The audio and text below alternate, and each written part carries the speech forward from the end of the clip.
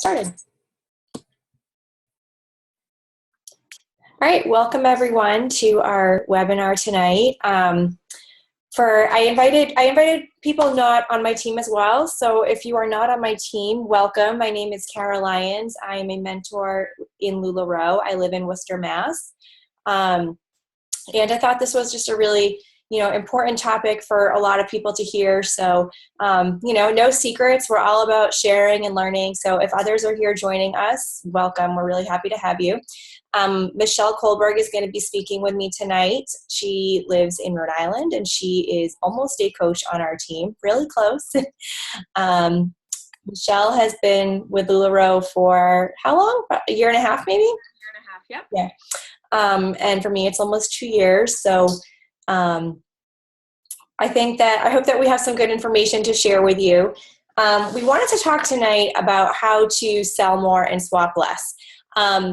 For those of you who don't know me, I can be a little bit blunt at times, so I'm just going to start off and be a little bit blunt that sometimes we get a little concerned about people's success because we see that there seem to be people that are, more concerned with swapping than selling, like newer consultants who maybe have attended more swap meets than hosted pop-ups.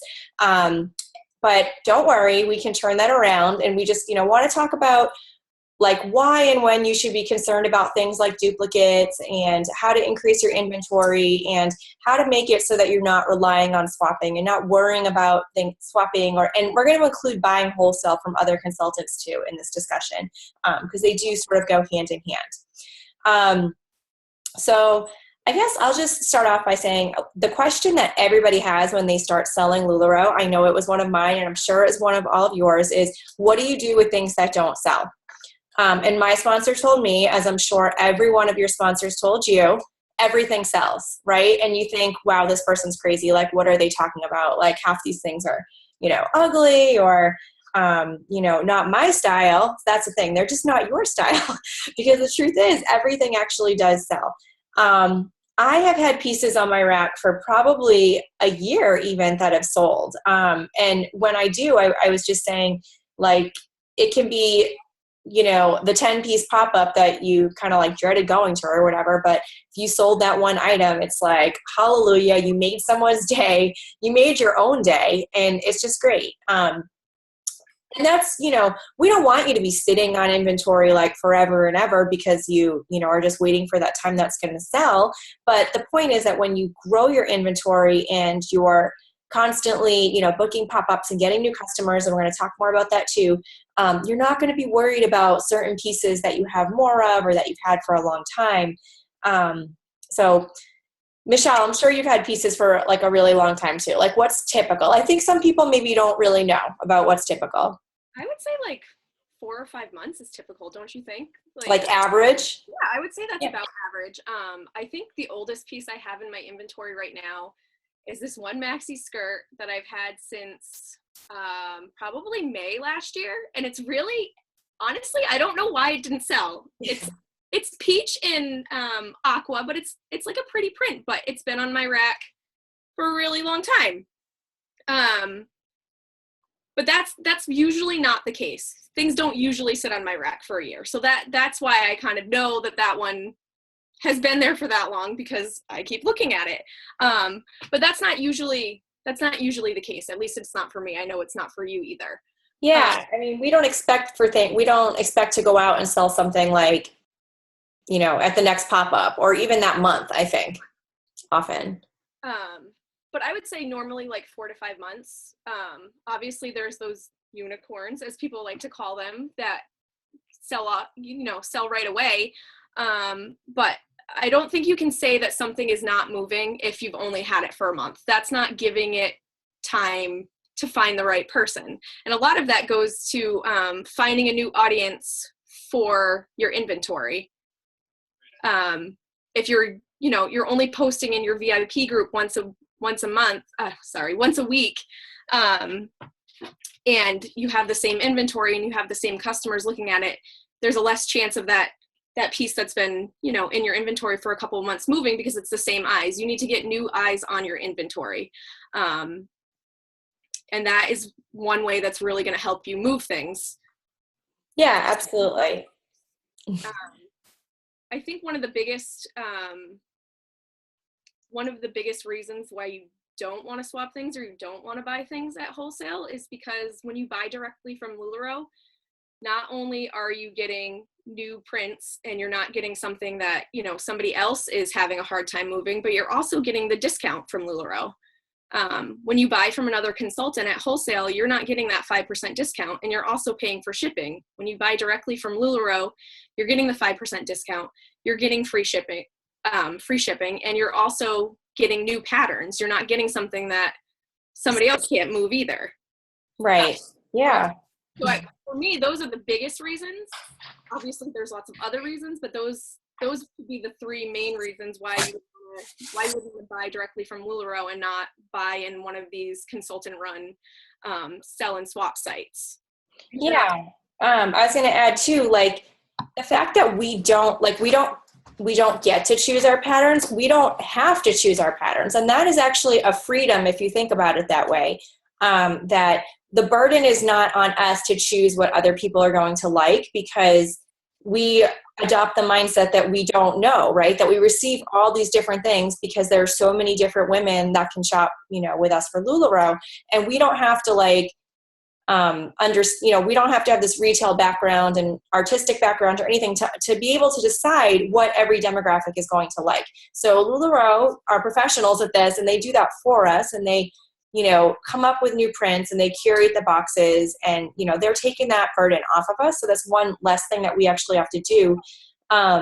So, you know, in the event that there may be some instances where it is okay to buy some pieces at wholesale. You just need to fill in a few things and you're, you know, missing an order. And we'll talk more about that too. But, you know, let's say you do want to fill in a few things. If you're going to be buying from someone else, and I see this happen on even just the team groups, someone will say, I'm looking for small Irmas and can I see pictures? It's like, well, no, if you're just going to, you know, if you like really need a few small Irmas, you should be willing to take what they're going to give you, just like what, you know, LuLaRoe would be giving you. So, you know, that's sort of the thing with buying at wholesale too, that we shouldn't have to be, you know, choosing what we're going to get, that we shouldn't, you know, desire to pick those things. It should be like, because you really need it, you're going to take whatever it is. That being said, what about when there are holes in your inventory? Like, have you ever gone to a party with like 2 small Randys? Right. Go to a party with 2 small Randys. I'm not going to wear a Randy to that party, and I'm going to try to sell my maxis that I have, you know, 10 in each size. This has been said again and again. People don't know what you don't have. So, you know, you're low on Randys, you go and you sell what you do have. You sell your maxis, you sell your Madisons, you sell your leggings, you sell things that you have a good variety in. And then you place an order after the party because you're going to have money that came in from those sales. Right. And you could also use that as an opportunity to get people to join your group. Like, let's say they really, really, really want a small Randy. Well, you are going to, you know, instruct them to join your group so that they can, you know, shop your online sales or come to the next pop-up or host a pop-up, and you'll promise to have more small Randys. So use that as an opportunity to keep your customers coming back, because they're never going to find everything they want, like in the one time that they shop with you anyway. The idea is to build that relationship with them so that they're going to keep coming back. So I think a lot of people are concerned with duplicates, right? I actually have a good example of that. I got these lovely leggings. I don't know if you guys can see these, back a couple months ago. And I got, I don't know, maybe like 8 pairs of them. And they're not my taste. I don't think they're the prettiest thing that I ever received, but I had 8 pairs of them. So I put them on and I took a cute picture of me and my daughter. It was right around St. Patrick's Day, and these are green. So I took a picture of me and my daughter wearing them, and I sold 3 pairs that night. So duplicates aren't always a bad thing. You know, if you have 3 or 4 of the same print, put it aside, and then when you sell it, you put it back on the rack. If you have 3 or 4 of the same print, put it on, and people buy what you wear. They want to, you know, they like to see you in the clothes, and if you style it, they're going to want to buy it. So duplicates aren't always a bad thing. Yeah, especially I see like, if you have like solid duplicates, that's definitely not a problem because you compare those with a lot of pattern items. So, remember also that LuLaRoe is not designed for everyone to have the same inventory. Like if I have like 8 pairs of this legging and Michelle has 8 pairs of that legging, if we swap 4 for 4, then our customers are, it's going to look like we all have the same stuff too. And the appeal is that we all have different things and you own your inventory and it's unique and you should be proud of that. Right. Um, and It also goes back to like loving every piece, like, you know, owning your inventory and being proud of what you have. And, maybe it's not your favorite thing, but everything in your inventory kind of should be your favorite thing. You're going to want to talk it up and make people want what you have. Hey, look at all these amazing Irmas that I got in. It could be, it could be a turdma or something like that, but if you hype it up and you make people excited about what you have, they're going to want to buy it. Don't ever let a customer know that you don't like something. You don't need to share that information. Especially because, it goes back to what you said, that not everybody likes the same thing. And that's one of the great things about LuLaRoe when you place an order, is that you don't know what you're going to get, and you get things that are going to appeal to more people, to, different demographics, older people, younger people, moms, single ladies. Not everybody likes what you like. I always use this as an example when people say, like, what do you do with stuff that doesn't sell? And, I'll get a box and I'll think, oh my God, this azure is so pretty. It's not my size. I wish I could have kept it. And I think it's going to sell right away, and it will sit on my rack for 3 months, and I'll get, a Madison skirt that I think, is not the cutest, and it sells the next day. You never really know who is going to like what you have. Yeah, I actually have another good example of that. And by the way, there's a little chat function in this, so you guys can type questions if you have them, and we'll watch for those and answer. But on that note, we were talking about like the things that you like, not everyone else likes.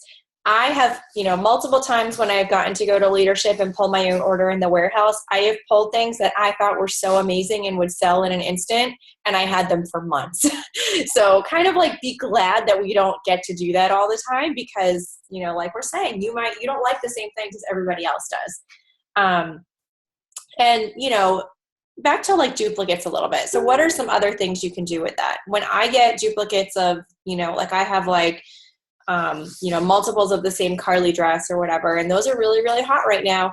But I try to only post 1 or 2 of each, color or pattern, because so we're talking about online sales right now. So when I'm posting them online, I will only post 1 or 2 of the same item, because when someone's like looking at that view of your Facebook album, like you want to see some variety. You want to see, visually appealing. Of different things. Urgency. What's that? You also want to create this sense of urgency. If they know right.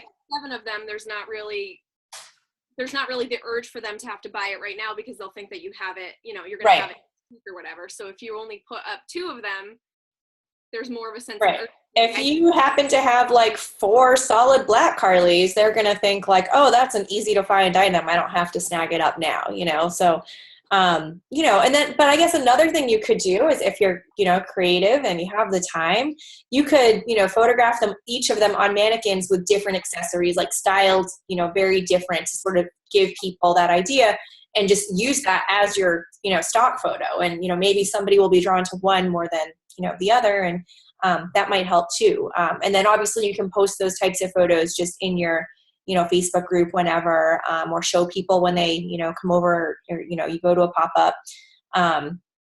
So yes, I hold things back that so it's a good idea then it's great to have a little stockpile, because you have extra stuff to, put out when you're like with Carly's, you have extra because, we can't always order them, and they're not always on the way. So yeah, you know what? If someone like post in the chat if they come up, because the past like 3 times I've been on a webinar is when Carly's came up and I missed them, you guys. So if we need to take a Carly break, let me know. I'm all for that. Yeah, I have a box in my Lula room that I just throw the duplicates in, and then I go through it like maybe once or twice a month. And if that, that duplicate is not on my rack anymore, I just kind of replenish, and it's almost like having an extra order, because it's stuff that I already have, but it was just sitting aside kind of waiting until the other piece sold. So it's helpful, in times like this, also when orders are taking a little bit longer to get out of the warehouse, I do have a little bit of a stockpile to kind of get me through until my next order comes. Yeah. Which is kind of nice. To get back to what you said about styling them differently, another good idea is to kind of do an outfit of the day with something that you have a duplicate of. So, maybe you're not having your regular online sale, but just post in your VIP group that day, that Randy that you have 3 of, style it and post it as the outfit of the day. Yeah. And then somebody will be like, oh, it's not even a sale time. And, but that's cute. I can snag it, So another thing I want to talk about is like, sort of like your, what are your goals versus your expectations, with what you expect to sell and how long you think you should have it for. When I think it's very different now versus like even a year ago or 2 years ago or 3 years ago in LuLaRoe, when there was less social media presence, right? So I started almost 2 years ago, and it was probably a blessing that I had very few people to compare myself to, because I just didn't know anybody selling LuLaRoe locally or otherwise. And the Facebook groups weren't such a big thing. So when I received my inventory, I really had no expectation of how long it should take me to sell something or of what should be in my box. I guess I really had goals instead, right? Like I made goals of how long, how many pop-ups I wanted to do and how many pieces I wanted to be able to sell. My first goal was to be able to get up to ordering 175 a month, because I figured if I was ever going to sponsor someone, I would want that to feel like easy so that I could get my bonus check. And so I really worked around that. It wasn't like I expect to sell these pieces in 2 weeks or anything like that. It was really about setting those goals of where I wanted my business to go and letting that drive my activity for booking pop-ups. And that being said, like, you also have to be willing to invest in your inventory, right? So I think the desire to be swapping and buying at wholesale, comes from, because when you get your initial order, there's only, I think, like 5 to 10 in each size in the styles. I think some are 5 and some are 10. I know they've changed it a little bit here and there. But 5 is not enough, you guys, right? So if you get your initial order and you have 5 medium Nicoles or whatever it is, and you only have 2 patterns or colors among those. Well, one thing that we want you to, think about as a goal is to build that to be, 10 or even 15 in each size. So thinking about reinvesting, because you're going to have more variety. So I know it sounds like a little bit counterintuitive, but I mean, this is one of those things where you have to, put in money to be able to make money. So, I don't like to sugarcoat things. I think if you can put more money in and just order more so that you're getting more variety, that is going to help you more in the long run for selling more and, not feeling like you have to swap. Right. My business did not grow until I upped my inventory. Until I started building my inventory, my business did not grow to where it is now. I started selling March of last year, and I kind of had a slow start. I think prior to January of this year, my biggest sales month was like $6,000. But in December of last year, I decided that I really wanted to build my inventory. And I made that one of my goals. And now I consistently sell between $15,000 and $20,000 a month. Great. From where I was before, that's crazy to me. And how much time do you spend swapping? Not a lot. Because you're too busy to do otherwise, right? You get to the point where you are too busy. You always have new inventory coming, and it's not something that, you need to, that's not something that is going to make you money. It's not a money making activity. It's not something that's going to give you big rewards. One thing I really think is important is the patterns that are in your inventory and are not what are going to determine your success. Like, because you have this ugly Irma, or, you think LuLaRoe hates you because they sent you, 14 of these leggings. The patterns that you have don't determine your success. What you do for your business every day is what is going to determine your success, not handpicking, things that you think people are going to want. Right. Like, are you out there trying to book the pop-ups and getting new customers, or are you just doing multi-consultant sales and selling to your same VIP group that's seeing the same stuff all the time, right? So even like us that have been in longer and have larger customer bases, I'm still out there. Like this fall, I, made it my goal to be, booking more, pop-ups with different customers that are going to have different friends. I reached out to people that, had been buying from me but hadn't hosted because I want, to bring it to them and their friends. So, I still want to grow my customer base. I know that there's still people that are not buying LuLaRoe. So a couple questions about inventory, so how much to invest when you're just starting out? I think this really varies like person to person. I would say as much as you comfortably can. So you want to always reorder at least what you have sold. If you can put more of your, however much more of your profits you can put into your inventory, I think that's, a really wonderful thing to be able to do. I would recommend getting up to probably between like 10 and 15 in each size of the styles you carry. And it really depends on how you want to work your business. Like personally, I think having 10 to 15 is good for selling online. I will admit I do not always bring all of it when I go to pop-ups. I just can't always fit it all anymore. So I might, sort of hand pick like 8 to 10 that I want to bring in each size. So I think there, but as much, if I had a trailer and but you got to do you have to make the business work for you, right? We always say that. So you have to figure out what works for you in terms of how much space you have and all of that. Like sometimes I think about, I have probably about 1,500 to 2,000 pieces. We've just kind of bulked it up a little bit more recently to get closer to that 2,000 mark. And I still sometimes think about like, oh, how come I don't have more of this, or I don't carry that, or whatever. I mean, I carry most styles, but truth of the matter is like where my stuff is set up, it's kind of maxed out. So I have to do what works for me and focus on the styles that I can fit, Right. I see somebody asked, I have about 1,500 pieces right now. And when I started growing my inventory in December, I didn't go from having 600 pieces to having 1,500 pieces. It's a slow progression, but like Kara said, I really think it's important in the beginning to invest as much as you can back into inventory, because that's only going to make your business grow. If you have 5 Irmas in a size small, that's only 5 chances that a customer is going to like what you have. If you have 10 or 15 Irmas in a size small, that's 10 or 15 chances that they're going to like what you have. Mm-hmm. So yeah, and I mean, while you want to have great variety for your in-home pop-ups, like it's always going to be, your in-home parties are going to be a smaller audience than your online parties. So if you do want to be selling a lot online, then you do need that bigger inventory.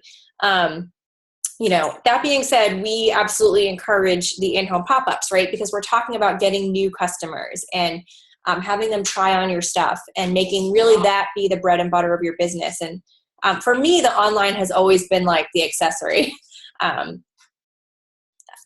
Same with you, right? You do a lot. Yeah, you do mostly in-homes too. I do a lot of in-home pop-ups. I think this month I have 12.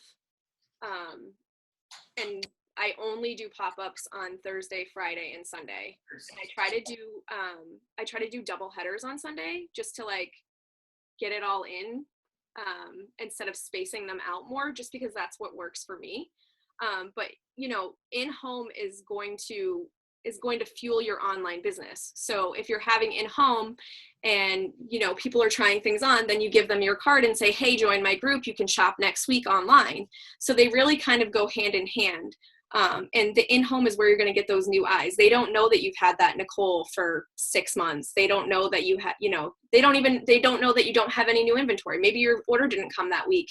And you don't have anything new, but everything that you have is new to them because they've never seen it before. Yeah, your online people might know if they're like regulars, but your in-home people are not going to know. Yeah.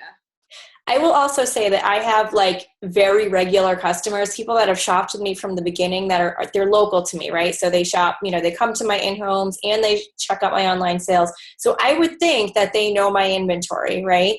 Well, sometimes they will show up and like buy something in their size that I've had for like 6 months. And chances are they just never noticed it before, or it just looks different when they tried it on. So that's another thing to keep in mind, that, your customers don't always have the same sense about your inventory that you do. They're not going to like look at it the same way and have the same, sort of expectation about it. The other thing with online, if you don't have any new inventory, I found sometimes just taking new pictures of stuff that's older, for some reason they think it's new and they, they buy it because it looks a little bit different, or maybe it loads in the album, lower, because I have my photos organized in albums. So like the oldest photo will post first. So if you take a new picture, it kind of goes to the end of the album and they think it's new. So just, Yeah, or do like a Facebook Live one week instead, maybe. And, there's so many creative things you can do to, without swapping. And, always feeling like you have to, turn up, meet with other, because a lot of you guys that are swapping locally too might have some of the same customers, and then they're just like seeing the pieces move around. So that's another thing to consider. I know there's a lot of local swapping happening around. So there's a question about taxes too. So when you're just starting out and you want to build your inventory, but you're also thinking about saving, putting money aside for taxes, I would speak to an accountant about that, because generally you're not really taxed until you're profitable. And I would speak to an accountant about what that means for you and your business. We're not accountants, so we can't like advise on that. But like in general, I think it's, more, it's less important at this stage and more important when you're actually, turning a profit, and you can see that. But definitely speak to an accountant about that. But at this point, you still have some leeway to be reinvesting in your business, I would say.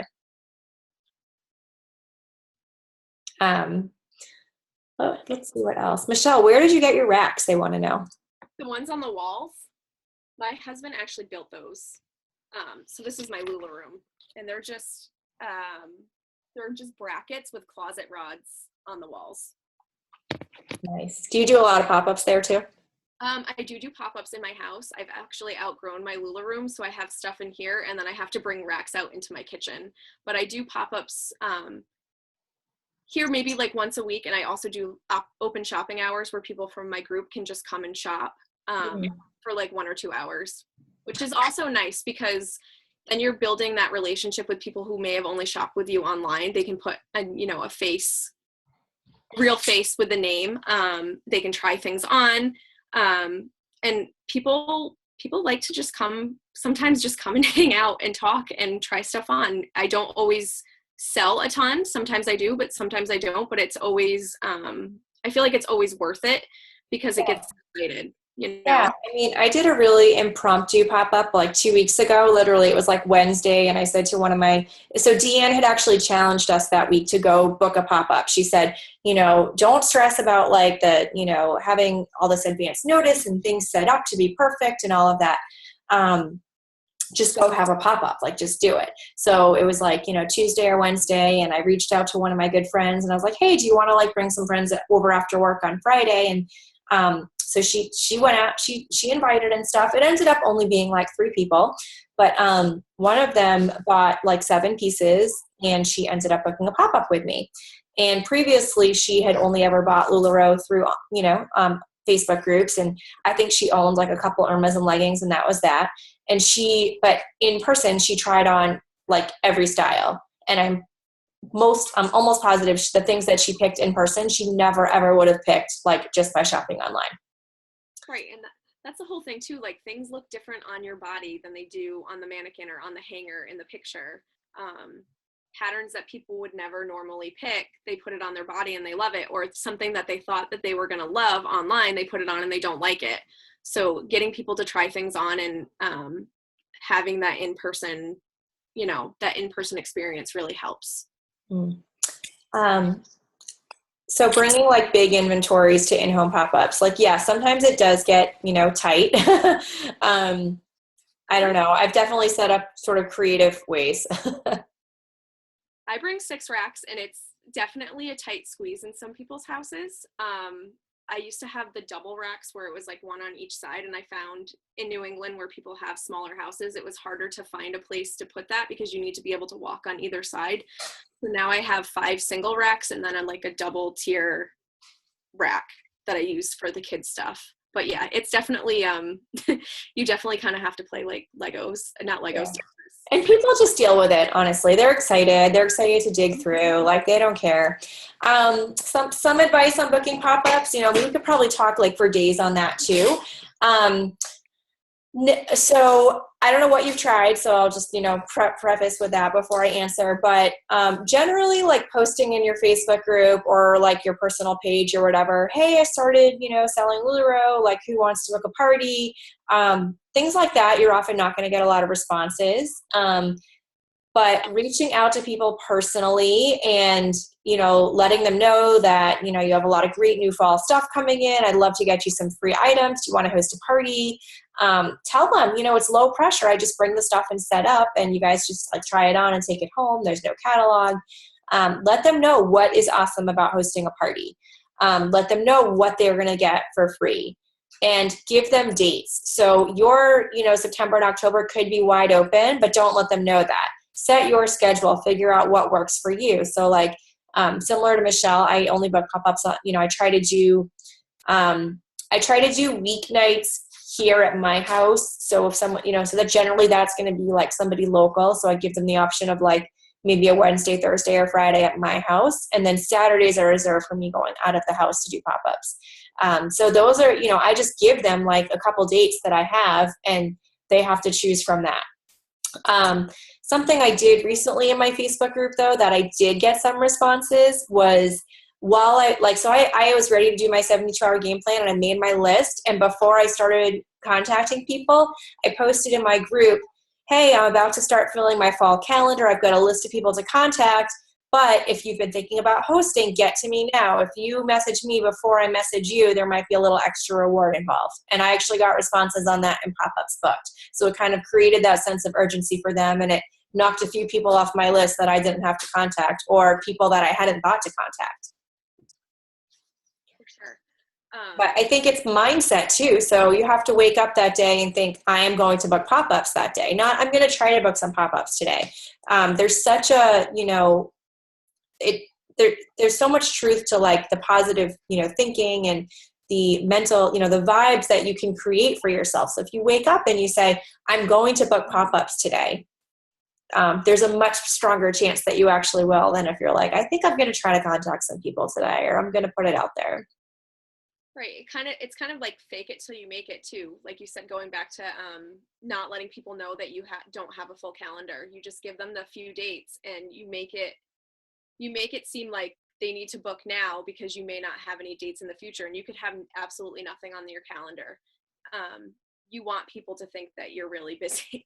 It sounds silly, but you want people to think that you're really busy because you want them to you're hard to get. You're awesome. They want to party with you. You want them to know that having a party with you is awesome. I also find it's helpful to like play up the whole, there is no sales pitch. It's not like you're going to Pampered Chef and there's going to be some demonstration and you have to sit through, watching someone make salsa or something. We're not here to like shove clothes down your throat. We're here, people come, they shop, they try things on, they get opinions from their friends, and they go home. It's not like, oh my God, buy these leggings, they're so amazing. You can do that, but you don't have to do that. The clothes really do sell themselves. If you can get the people there, the clothes really sell themselves. You just, going back to that, you don't want people to think that it's going to be some, long, boring presentation. Some people have that, they don't know what a pop-up is because they've never been to one. Yeah. So I like to, just explain it like it's you and your friends hanging out and shopping. That's it. Use video too. So like the next time you have a pop-up, maybe do a Facebook Live, as long as the hostess is okay with that. Showing, talk, hey, I'm here at Jen's pop-up and, look at whatever. I can't do it now. I'm like seriously awkward on demand, but like, show what a pop-up is, like introduce your hostess. That also, gets the people in your VIP group excited because they're like making a big deal of this girl. She's so awesome. She's hosting a pop-up. Like maybe I should do that. Or show her getting her free clothes or whatever. But I think videos are like really great now too, even better than pictures, to sort of give that feeling of what's going on at the pop-up. Right. I also, after a big pop-up, like I had a hostess a couple weeks ago who got 7 free items. So I made sure to take a picture of her with her free items at the end of the party, and I posted it in my VIP group, and I had people reach out, and I booked 3 parties just from posting that picture because people like free clothes. They want to get free clothes too. So I feel like that's really helpful too. If you have a pop-up that was really successful, take a picture of your hostess with her rewards and just post it in your VIP group and say, who else wants to have a party? Look at all her free clothes. Yeah. There's a question about like doing, 2 parties a day and getting people, checked out in time. In general, 2 parties a day or 1 party a day or 4 parties a day, this is something I struggle with too. But your time is precious. You do other things besides Leroy. You want to get home to your family and all of that. And so just let your hostess know. I will admit, and this was like a huge fail of mine. In the beginning, I felt like I just wanted to be there for everybody, right? So I didn't put end times on my pop-up, like on my Facebook invites. Like it would just say like 3:00. Because in my head, I guess I kind of assumed like, oh, people will know that it's like 2 hours. But like they didn't always know that. So you have to put your end times. You have to let your hostess know, and just be assertive, right? So start packing up the things that people are done looking at, sort of give a last call, like who's ready to check out. Your hostess, make sure that she starts shopping at the beginning of the party, so that she's got her pile ready to check out at the end. Sometimes when I do the double headers and I know that she had the hostess in the morning has a lot of people coming, I'll do like an early bird special. I'll just post something in the event saying like early bird special, but I won't say what it is. And normally I'll give people who are there within the first 30 minutes a raffle ticket, and they'll be entered to win a free pair of leggings. So it costs me $10, but it gets people there shopping and then they go home, because you want people to get there early, shop, and then you can, you want people to get there early and shop, and then, your hostess picks her rewards, you pack up and you leave. Yeah. You want people showing up at 2:00 when the party ends at 2:00. You want people to get there early.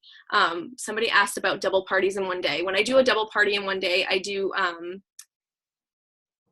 10 to 12 in the morning, and then I do 3 to 5 in the afternoon. And I just make sure that I'm not going somewhere, like I don't book a pop-up that's an hour away in the afternoon from the one in the morning. And I just make sure that I remind people at the end of the pop-up when it's, half an hour, like, hey, I'm only here till 2:00. Make sure that you are done looking at, the Madisons or whatever they're looking at, or, it's time to start making your final decision.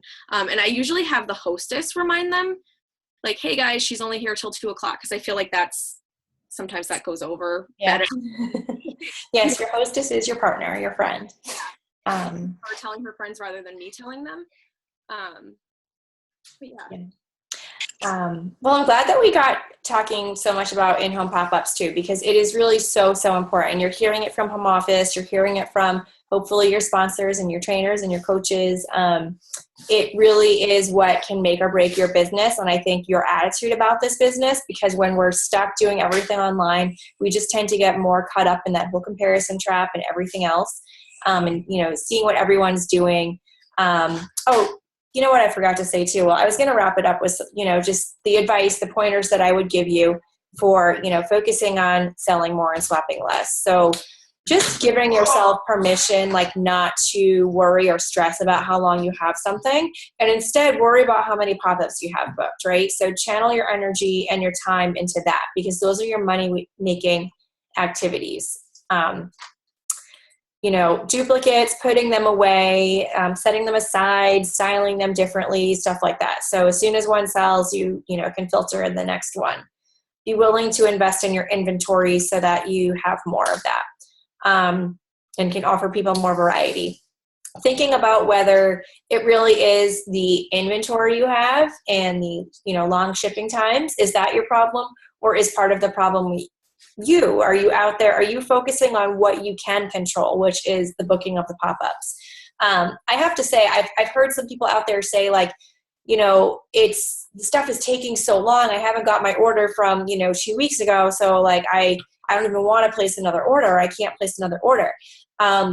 truth be told, when the wait times are longer, I actually think it's important to be ordering more often, because you don't want to go like another long stretch without getting a new box. So always, the more often you are selling and ordering and selling and ordering, the more often you're going to be receiving inventory. So even if I placed that order 2 weeks ago, I had, stuff come in between, and there's just always something, new coming for the next party. I did make the mistake of going a whole week without ordering a couple weeks ago, and it was brutal. It wasn't good. No. And really, I was just like busy and kept like putting it off or whatever. One thing we didn't talk about is the buy sell trade groups, and I'm going to add to that sort of being, if you are a shopper, being in so many other people's groups. I think both of those activities really drive you into that comparison shop thing, because all you're focusing on is like, so-and-so has so much more than me, or how come I don't have those patterns? And you kind of get caught up in that. So when it comes to being in other consultants groups, I would say like stay in a few that are like people that are on your team, or the people that really inspire you, that you think are great and you want to run your business, similarly to the way they do. As for buy sell trade groups, I've never been in them, actually. LuLaRoe asks us not to be in them. And, I don't want to like talk badly, because I haven't been in them in a long time, so I don't know what's up. I feel that from stuff that I used to hear, used to be a lot of really negative stuff about LuLaRoe, customers kind of bashing the company and, consultants and stuff like that. And personally, I just don't have time for that sort of negativity. It's not going to do anything good for my business to be reading that stuff and, letting that consume me.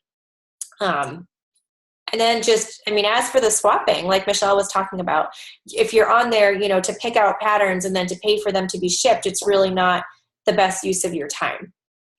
Also, if you're having a problem placing a 33-piece order, and you've been swapping things, that's money that you could have used to place that order. Like if you're finding that you're not able to place that order just because you don't have the money, but you were buying things wholesale from another consultant. Like if you just wait and save that money so you can place the order from LuLaRoe, you won't have that issue going forward. Yeah. And like we were saying before, so if you're missing something in your inventory, use that as a reason to get people coming back to you. So, hey, I will have them soon. Join my group.